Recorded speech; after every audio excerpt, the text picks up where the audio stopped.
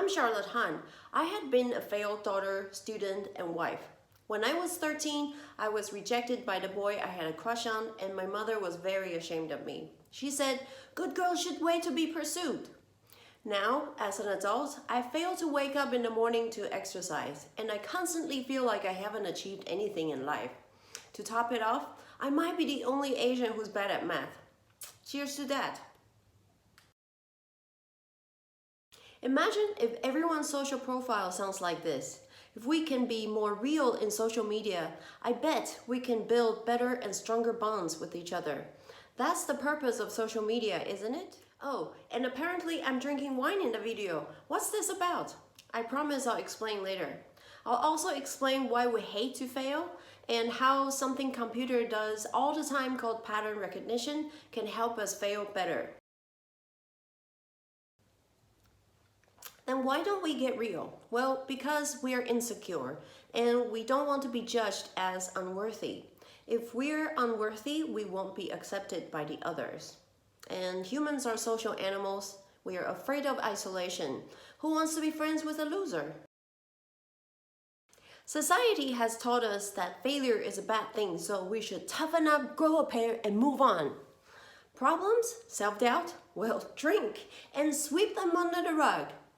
We may be able to shield ourselves a little bit temporarily from the pain of failure, but if we don't learn anything from it, the value of the failure is then lost. Ray Dalio is the author of the book Principles. He's also a billionaire investor and philanthropist.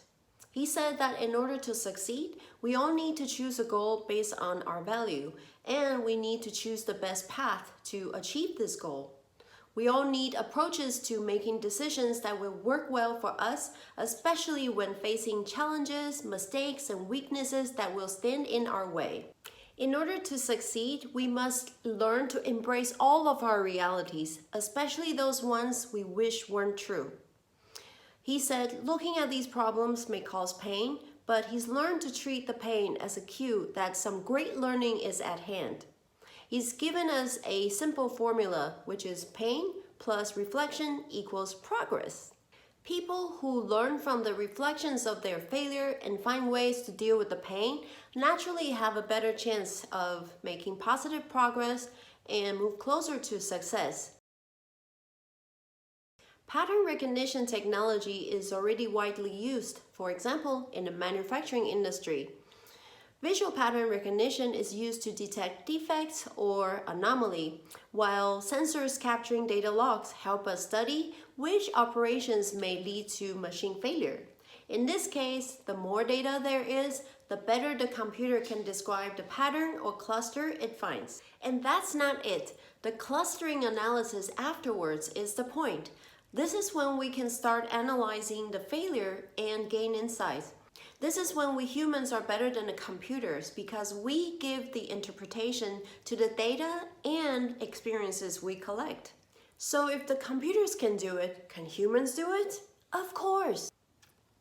The best way to learn is to deal with the problem and the true reality instead of running away from the pain and the failure because we need all the data we can get.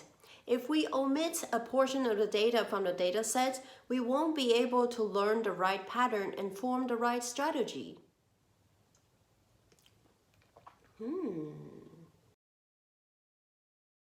So I promised to talk about the wine. The deal with the wine is I'm trying to experiment on whether some social normal rules that we know are true.